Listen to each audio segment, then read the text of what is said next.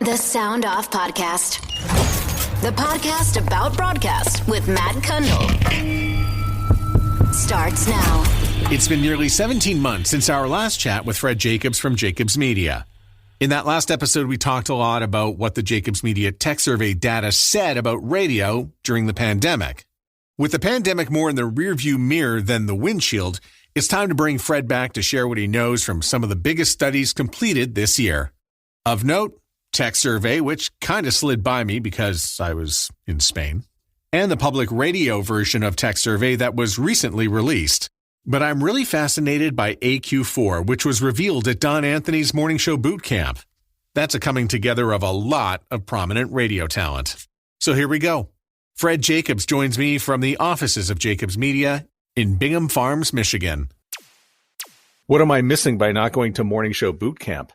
That's a really good question. I think you're missing a lot, actually. I think what you're missing is a really unique spirit and vibe that you just can't get at any other conference. You know, the fact that it's all talent-oriented for the most part makes it unique. And it's a view of their talent that I think most management teams don't get to see. You know, they kind of see talent sort of unidimensionally. There they are in the air studio. There they are at an event, that kind of thing. And when you see a few hundred of them together being collegial and sharing with each other and being excited about the industry, it's really cool. I didn't used to love it as much as I do now, but now I find it to be really essential. And then, of course, you know, the research all shows pretty much the same thing, and that's that between your music and your talent, one of them is critically important and the other is table stakes. And I think you need to be in touch with the critically important piece. So, yeah, I'd love to see more corporate and management people there. If nothing else, just observing just how exciting and how excited talent really is to be a part of this industry. It feels like it's a more important event now. And, you know, to your point, when you started to see that talent was a little more important than music in some of the tech surveys. And when we saw that, then we saw talent come together and more reason to really sort of rally around talent and find the right talent for radio stations. Is there a correlation between the two? Yeah, I think there is. And clearly, you know, that study that we do for boot camp, the AQ studies, of which there have been 4 of them now, show a really disturbing trend. And that's the talent with each passing year, and COVID might have actually accelerated this a bit, hard to know, but talent with each passing year is even more negative about their stations and the companies that own them than they were 4 years ago. And I thought those numbers were putrid. and I didn't realize, you know what, Fred, they can go down, and they have every year. So there's a serious disconnect between management and talent that is not getting addressed. And the AQ4 survey, which you have been doing, where you're polling talent, getting a lot of feedback from talent, and then you unveil it at Morning Show Boot Camp, and you have a much different audience where everybody's more attentive. Nobody is, you know, looking at the phones. There's a lot of people nodding along. There's a lot of reaction in the room to people going, yeah and no, and some oh wows. So tell me how this survey is just so unique in the context of all the other surveys that you do. I'm shocked at all of those things that you just talked about. I mean, not anymore, but the first year that I presented it, and to Don Anthony's credit, having this be the very first thing that occurs at boot camp turned out to be a really smart decision on his part. I mean, the study was his idea too, so credit where credit's due. But the fact that the AQ study now leads off boot camp, it's a tone setter, you know? I mean, it really, I think, helps talent sort of see the bigger picture. And this is the most engaged audience I get for a research study. And you just wouldn't think on the surface it would be talent. But I think they realize they're invested here, and this is a survey about them, and they better damn well pay attention. And they do. I mean, they're looking at every Every slide, they're kind of taking it in. They're thinking, yeah, that's me, or wow, that's amazing, or whatever. And I think it's very helpful to them just in gaining a better perspective, but also that very much their branding, their future, all of that stuff is up to them to a great degree. I mean, I think they're all, by and large, very committed to doing a great job for their stations and the companies that own them. But I think ultimately they've come to realize, and maybe the data helps to crystallize this a little bit, that if they don't take care of themselves and their brands and all that kind of thing, they're really shortchanging their efforts here. And so I think that message is coming across. And the questions are deeply personal. I thought, do you have a home studio is a very personal question. Yeah. But it gets deeper. You ask questions about mental health. Yeah, it's the first year we've actually asked people to assess themselves. And I was a little concerned that there would be some pushback, and there was really none.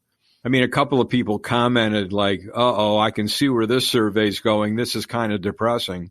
It's like, well, it's not meant to be depressing. It's meant to find out what's going on with you guys. And are your stations offering mental health services? And if so, are you taking advantage of them? So hopefully there's some value there. I mean, we did have a number of people after taking the survey who thanked us for including those questions, and also suggesting, hey, if you're not feeling really good right now, for whatever the reasons, don't eat it, do something about it. So hopefully we're making a difference there. I mean, that's kind of part of it. But yeah, there's a lot of personal stuff in there. You're exactly right. And yet these are people who wear their emotions on their sleeves for a living. I mean, these are people talking about their pregnancies and their cancers and their boyfriends and all that stuff. And so for them to answer a few questions that are going to be held completely confidential, they seem to have absolutely no problem. So I'm going to make an attempt here to do a share screen in the middle of a podcast, which will be exciting. But this is one of your slides, so I think you'll probably recognize it. Oh, that one. Yeah, this one. Yeah. Yeah. So this is the slide that really jumps out to me, because there was a point where James Cridland was talking at Canadian Music Week, and he was talking about the Descript app. And very simply, there was a lot of head turning in the room, and a lot of radio people were unfamiliar that you could do audio editing, just cutting out words and using this app. And, here's something that's 3 years old. But then it seems to be reinforced by this slide that you have. Yes. That really shows that there's talent sitting in studios who are feeling undereducated by the technology around them. And kind of piling on a little bit, not really getting a whole lot of help from their stations or their companies. I mean, they want to learn. They understand that tech skills and social media skills and keeping up with new technology is critically important to their success. I think they very objectively assess their own skills as being somewhere in the neighborhood of poor to mediocre. And I think they really want to get better. They don't want to be left behind. They don't want the digital parts of their company to just go well beyond them. And I think there's a fear there, Matt, on a lot of people's parts that, I'm in the old dinosaur wing of the building here and in radio. And meanwhile, the company's off doing streaming and podcasts and video and all this stuff. And am I being left behind by the technology and by my own company? And God, I'd sure love training. So again, you're bringing up some, I think, really important points. And, part of what I promised this year, both leading into the survey and then at boot camp. So when you say this in front of a few hundred people, you better make good on it. But I mean, ultimately the survey, even though it's all made up of their personalities, it's not for them. It's for management. It's for management to have a better understanding of who's in the air studio and who's driving audience and who is responsible for loyalty and and all that stuff, and management needs to see it. So my commitment was I'm going to do whatever I can to present this study to the CEOs and CFOs. And up to this point, what day is it today? Can we say the date? Absolutely. Okay. So it's September 23rd. Up to this point, I would say I have not been successful at getting this thing presented. So I'm really looking at it like I've got Q4. I'm not going to be traveling as much, that kind of thing. But I really want to present this to as many corporate heads as will put up with it, and I'll do it privately so nobody has to know that so-and-so saw it. But I just think it's important to get this data out there, and then what companies do with it is their own business, literally. And if anyone's listening to this, Fred's contact numbers are in the show notes of this episode. So you can scroll down, hit the button, and your phone will connect to Fred's bat line. It's a red telephone, right? It is a red telephone, and I'll make the time. I mean, it will require 45 minutes to kind of go through the deck and answer any questions and that kind of thing. And I'd be happy to show it as many times as I need to show it to hit goal here. So, yeah, I want to make sure, Matt, that when I go back to pitch AQ5 as something that people really ought to do, that I can at least go back and go, hey, you know, we kind of hit goal with last year's study. A lot of corporate people saw it, and maybe things are going to change, because data that just lays there and doesn't do anything and doesn't really have an impact or an effect. I mean, I've been doing this too long to know that that's oftentimes what happens with all kinds of data. It's interesting, and then people go right back to their ways the next day or the next week. And to me, none of this really matters unless there's a profound impact. And right now, given where our industry kind of is, we really need to do a better job here. So, and inversely, over in the audio innovation side of things, I mentioned Canadian Music Week, and then it dawned on me that I saw a panel at Canadian Music Week involving someone from Bauer Media talking about subscription radio. And then I thought, oh, wait, Fred, that was you who brought that to us. So, yeah. And so I thought subscription radio was really fascinating, and that you brought it to the forefront, but we don't talk about that here in North America. Well, you know, I had 3 North American CEOs with the guy from Bauer, Tobias Nielsen, who's a really interesting dude. He's fascinating. He is like the digital guru for Bauer, and he's the one that has really put this project on his back. And again, I think the jury's a bit out in terms of whether it will ultimately be a success, but I think he's got a pretty long runway here with Bauer to get the subscription piece up and running. And I mean, for your listeners who don't know about it, it's really basic. I mean, they've picked off some of the stations in Europe that are very popular and get great ratings, and they've stripped them of their commercials. These are music stations by and large, in fact, maybe exclusively. And I think they've built in, hope I'm right about this, 6 skips an hour potentially. So you can kind of listen to your favorite radio station, sans commercials, and with the ability to go, oh, I hate that Lizzo song, skip. And you've got a number of these skips an hour to be able to use. And it's not very expensive. I think it averages about $3 per subscription. And so, as I said, we had 3 CEOs from Canada and the U.S., and I think they were all really intrigued, and they had questions for him. But I think at the end of the day, as they would say, they don't feel that as companies they have enough scale, you know, enough cume, enough coverage, enough reach to make it worthwhile. And they may be right. I mean, look, they calculate success differently than we might. But all that said, I think broadcast radio, among other things, has to reassess its basic business model, and because it's not working. I mean, the demand for advertising is probably at an all-time low from buyers and clients, and the listening experience sucks. I mean, there's no other way to frame that when you're running 9 to 10 minutes of commercials an hour, and in order to satisfy the metered gods, you've got to run them in 2 ridiculously long stop sets. Yeah, the experience for the listener is just far from optimal. So, yeah, I mean, if I were sitting in those corner offices, I'd be looking at Bauer Media and any other alternatives that might be floating around out there, and at least start innovating with some different stuff. So we'll see. I think subscription radio is going to happen. I think people are going to try it, whether it succeeds or not. In the commercial realm, who knows? But we're not going to know until we try it. My 2 big takeaways from Tobias's talk was the free research you get by using the skips.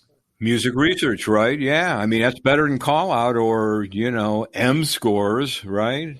I think the other one was how there was no demographic that really stood out to who was getting the subscription. It could have been teens, but it also could have been 65 plus. Well, there's that, and, there's a third piece to it, and that's that we, from a terrestrial standpoint, have no direct data on our users, right? I mean, we see the Numeris or Nielsen data, but that's just all big boxcar reach and frequency and QM and TSL. I mean, what Tobias has in all of these European markets now is data for all of the company's subscribers.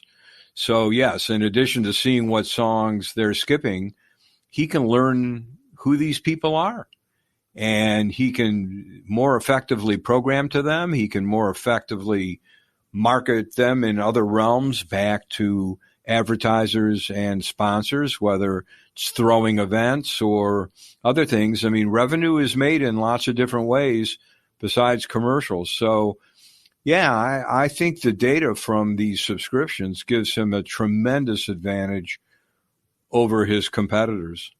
What blog piece has garnered the most attention this year? Oh, God. I have to confess, maybe it's my age or that I'm writing too many of them, although I'm not writing any more than I ever did. People are reading it more, which is flattering, but I'm not writing anymore. But, crazily, I don't remember them generally a week after they've published. They go away. Occasionally somebody will go, hey, that post you wrote last month about Nielsen was just unbelievable, and they're going on and on about it, and I'm sitting there listening to them going, what are they talking about? So I kind of lose focus sometimes a little bit on the specifics. Clearly, though, when I'm writing about talent, that always is a thing. There's no question about that.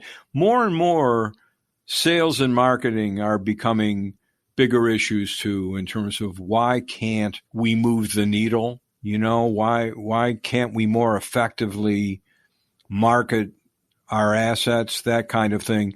And those kinds of blog posts didn't used to do very well before. Paul used to joke, if it's a blog post about sales, it will absolutely stiff. And that was kind of true, but it's not true anymore.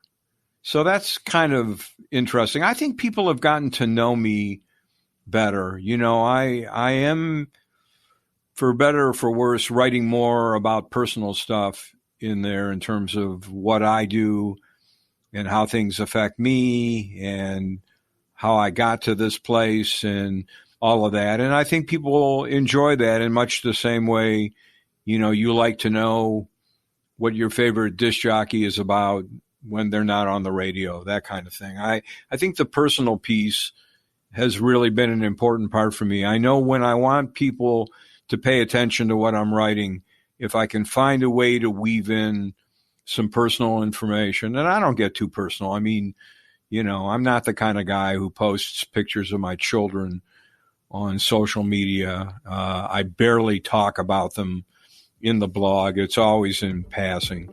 But the more personal I am, the better accepted the posts tend to be. In just a second, more with Fred as we dive into brand safety. How do you protect the shield when something goes wrong? And what about the future?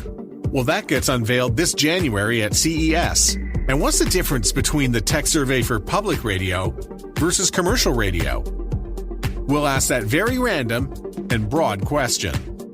And there's more, including connection points to all of the Jacobs Media research we've spoken about, and that picture of the slide I put up on the screen to Fred earlier. And if you're going to the NAB in New York, you'll see Fred and his brother Paul receive the 2022 National Radio Award, which is going to be passed out at the Marconis on October 19th. It's going to mark the first time the award has been given out to two people. Details on that and everything else, including a free transcript, it's at soundoffpodcast.com. Transcription for the Sound Off podcast is powered by Podin. Your podcast is an SEO goldmine. We help you to dig out. Start your free trial now at podin.io. The Sound Off Podcast with Matt Kundle.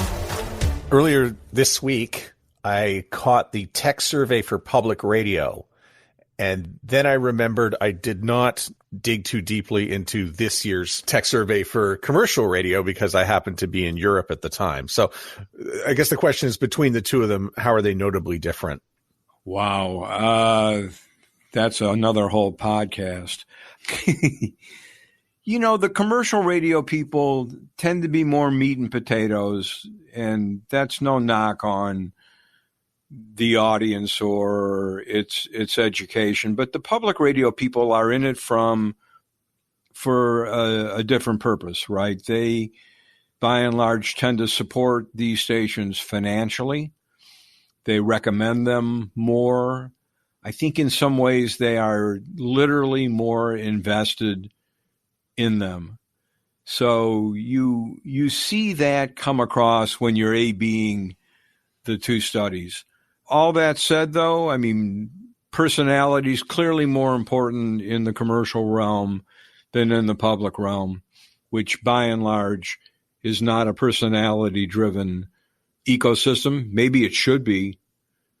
I think it would help them, actually. In fact, I did write a blog about that the other day about the importance of public radio stations here in the U.S., not just being about nationally syndicated programming, but digging more into their local region. And you're seeing public radio stations doing this, I think, with personality on the one hand, but also, believe it or not, physical structures. They are creating buildings that are meant to be visited by the audience. A couple of great examples.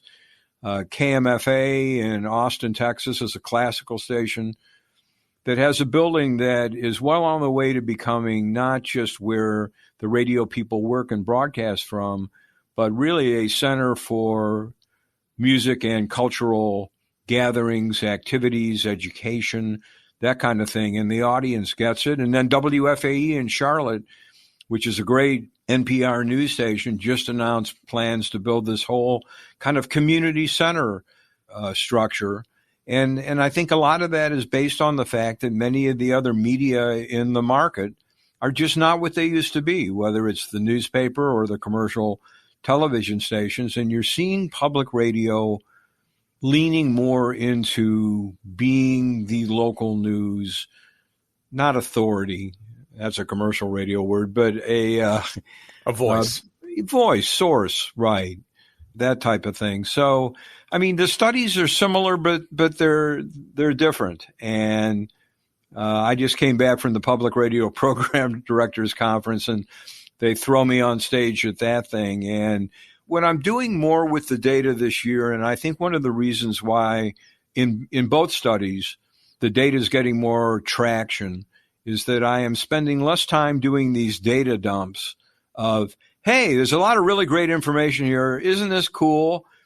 And I'm reserving more time at the end to get more tactical and strategic about, here's what we can do with this. I mean, there are no one-size-fits-all solutions. I mean, I am a consultant after all, and I really believe that. But there are ways to put the data to work that maybe stations don't always think about. And I think part of it is my responsibility as a researcher to kind of point to them and say, you know, you could be thinking about this. I mean, this is one way to interpret the data. You might want to think about this. I'll give you a great example. You hear the question all the time. You know, I in public radio, we have only so many avails to promote and market our station. You know, what's the best use of our promo time? Should we be talking about how you can listen on Alexa? Or should we be talking about how you can listen on a mobile app? Or should we talk about our podcasts? And the data makes it really clear. You know, those god-awful, ugly pyramids that we put together and talk about are actually a tremendous hierarchy of what people do. And when you look at the percentage of people who own a smart speaker versus listen to podcasts versus own a smartphone and download apps, it's not even close. I mean, it's all about mobile. If mobile isn't coursing through every content piece at the radio station, you're missing an opportunity to meet the audience where they are. And so to me, that's kind of part of my responsibility as the research person here, is to point those things out, you know, kind of POIs, if you will.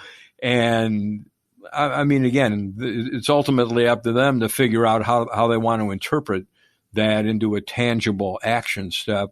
But it is my job to point it out that there are great potentials here if we lean into the data and make it work for us. Yeah, I can't remember what you pointed out, but you brought to everybody's attention that, and I don't know if it was a website or an app, but people could connect to the donate button for the monthly donations to public radio. So you may not want to give up whether it was an app or a website. I can't remember, but yeah, there's a connection. It was actually both. I mean, because there are a lot of people that do use the app for donation, but you rarely hear stations talk about that.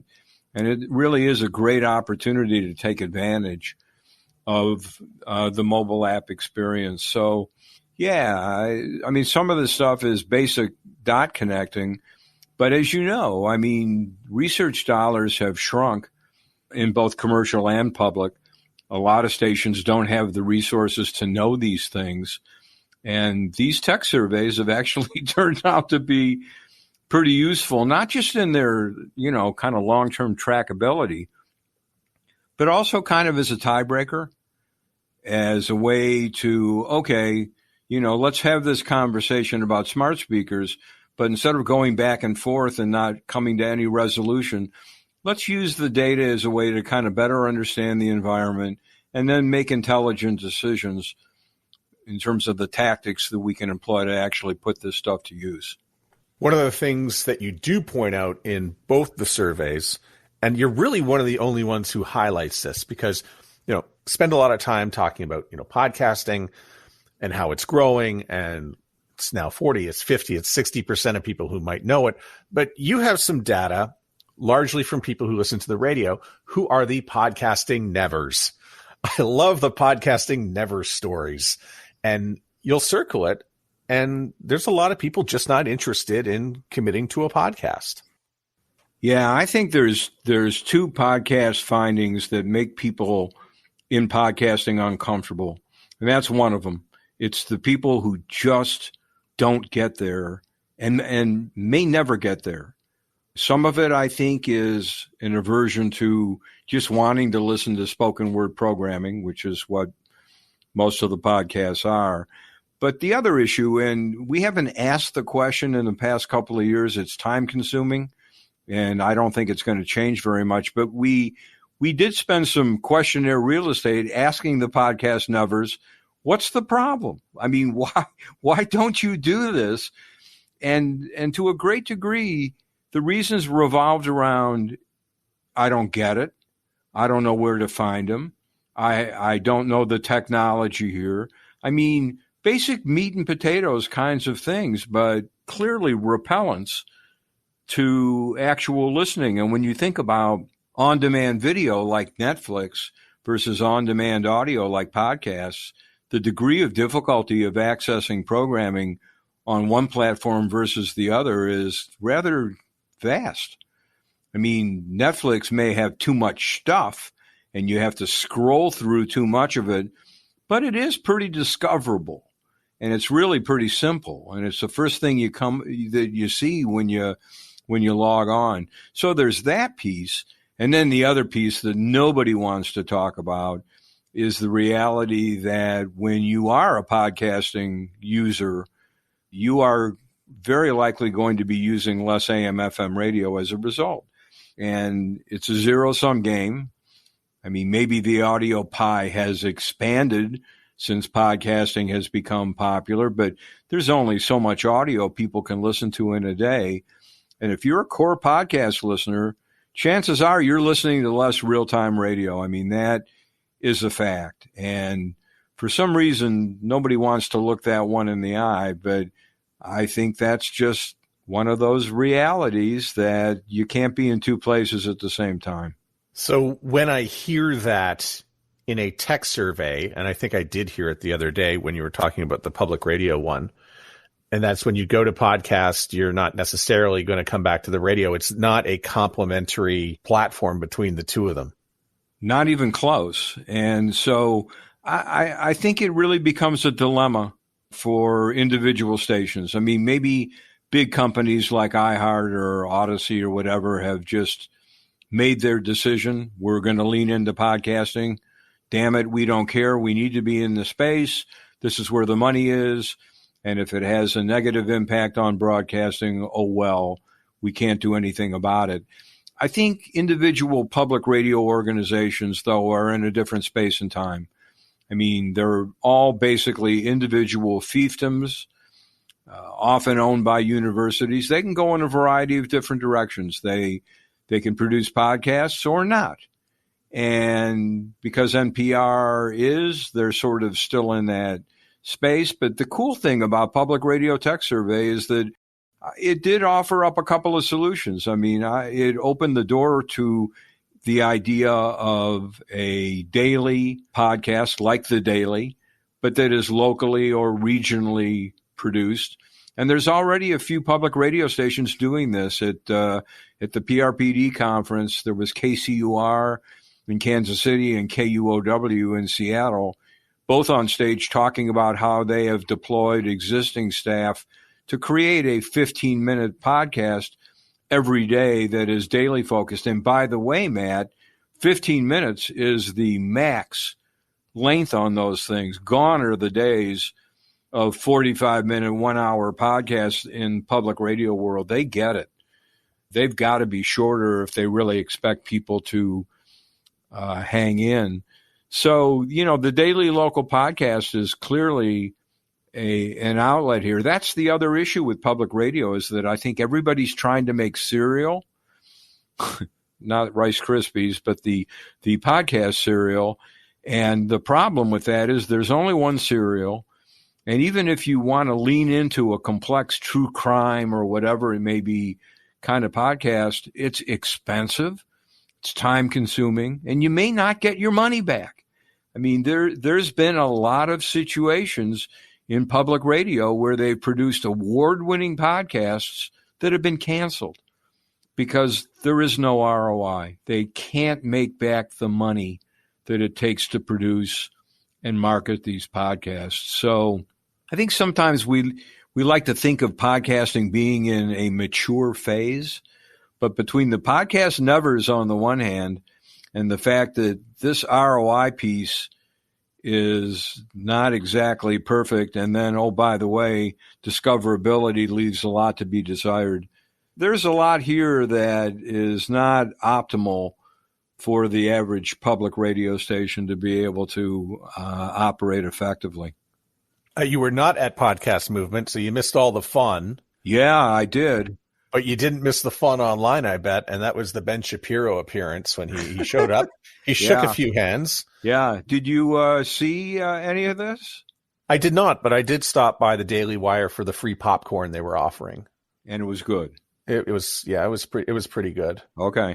I wasn't really paying attention to the popcorn I was eating or where it came from, and I really didn't care too much. But I think a lot of this comes around brand safety. And so when you look at what happened, what can you speak to about brand safety and what lessons can we draw from it? The two I pull away are, You got to pay attention to how you react. You got to pay attention to where you react and your timing. So I wasn't there, which kind of gives me an excuse to kind of duck the question a little bit, because I read what I read, and what I read was mostly on Twitter. So there's that. And then, some of the articles that were written about the Shapiro incident and who was offended and who was not, and all of that. I think it's a really sad commentary, honestly. I mean, I understand that everything has become political at this point, and clearly there's a lot of politics on the broadcast radio side. We just don't talk about them anymore. Sean Hannity can show up at the NAB, and who cares? He's just another personality among many, and a successful one. I mean, no doubt about that. But as far as what his politics mean or whatever, if you don't particularly prefer what Sean is talking about, then you just ignore him and go the other way.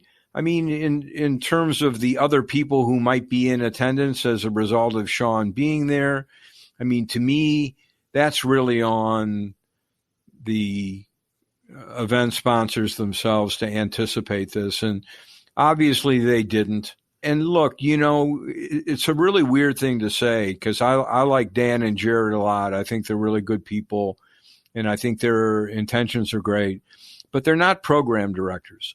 And what program directors know, whenever you kind of dip into the controversial thing, or you're doing something that has a tendency or a possibility of going wrong, great program directors sit there and think, okay, we're going to do this.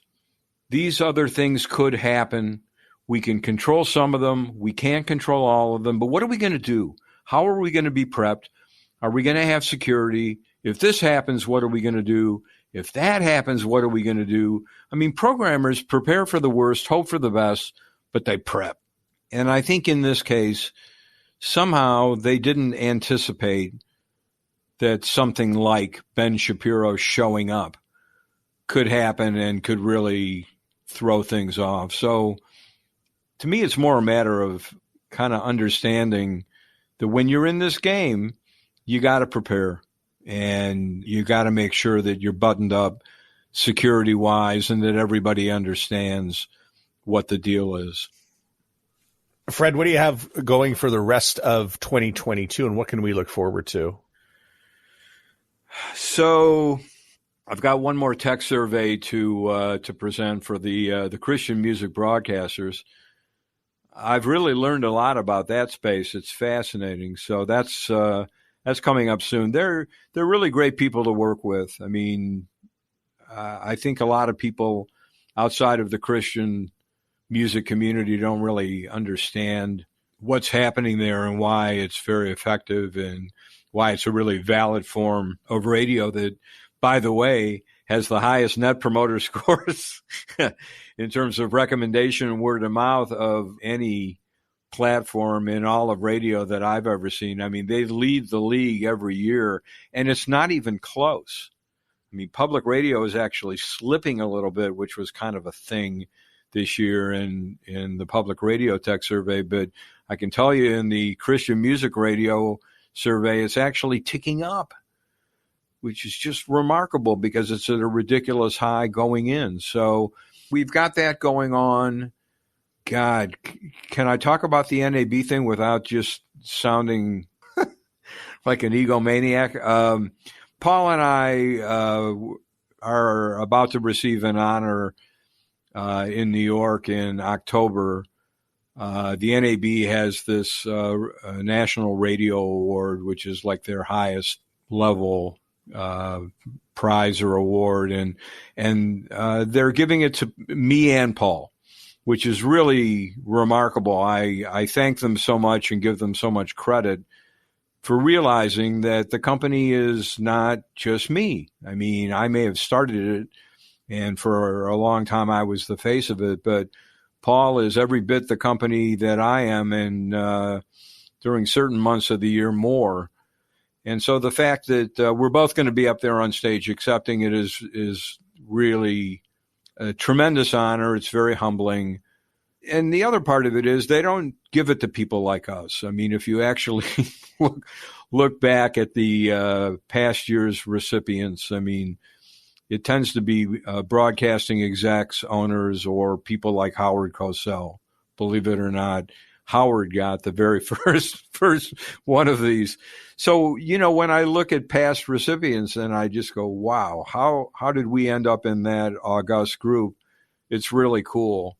And I think it kind of validates what we're trying to do, which is to make a difference in this industry, to leave it in a better place than we found it, to help it get better, to help it survive and thrive. I mean, that's really what we're doing here. I mean, and when you think about all the different projects that we've got our fingers in, that is one of the common threads. The last piece is we're getting ready for CES 2023. We're going to do multiple tours out there. I think the event will be back, maybe not to the degree that it was in 2018, 2019. Believe it or not, people forget there was a CES in 2020 that happened right before the pandemic.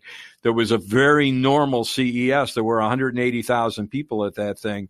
So I don't think they're going to have that many this year, but I think it's going to be quite a bit more populated than what we saw last year. And we're really excited to be back on the tour bus, as it were, because I think that's fun, and I think the innovation thing is really catching, and I think it's an important part that radio needs to lean into here. We can't just mail in the same performance every year. We've got to think innovation if we're going to keep this industry vital and alive. Well, it's always fun to see who out Googles Amazon and who out Amazon's Google. I love seeing those marketing reports, but I will point out that your tour does book early and fill up. Yeah, and I think that's going to be the case this year as well. We're getting great initial interest. We haven't even really put it out there yet. I think there's a press release going out in a few short days. So it's all been kind of word of mouth.